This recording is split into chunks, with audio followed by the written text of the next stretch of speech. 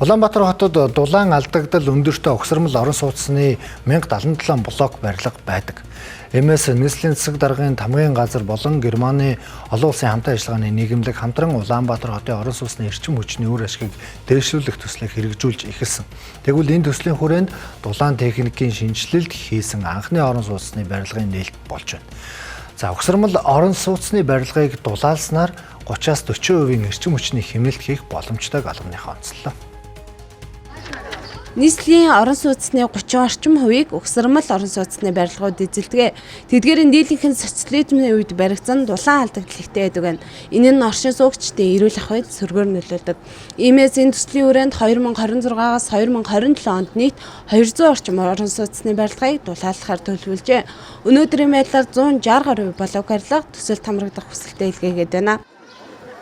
Энэ төслийн үр ашиг нь бол одоо энэ хажууд харагдж байгаа энэ 9 давхар байрууд бол дандаа хөөсөн одоо фасадтай.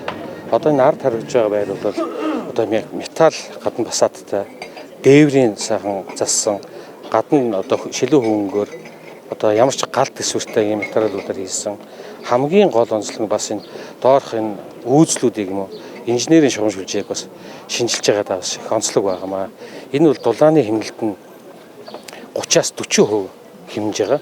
Одоо нийслэл хотын дулааны эрчим хүч судал одоо их хүрэлцээгүй олон байрууд баригдж идэг дулааны эрчим хүрэхгүй байгаа үед бол энэ хэмнэлтээс гарсан хэмнэлтээ бас өөр нэг хороол хотхон руу ингээд бас энэ дулааны эрчим хүчийг хүрэх юм бас болцоо гарч байгаа маа. Энэ төслийг холбооны бүгд найрамдах Герман улс болон Их Британи улсын засгийн газрын санхүүжилтээр хэрэгжүүлж байна. Төслийн хүрээнд бүх угсармал орон сууцыг дулаалгахаар төлөвлөд байна. Гал тэсвэртэй хөнгөөр дулаалж гадна талаар нь металл фасад хийнэ. Энэ технологиг Европын улсуудад өргөн ашигладаг. Иймээс үр дүн нь тодорхой гэж хэлж болно.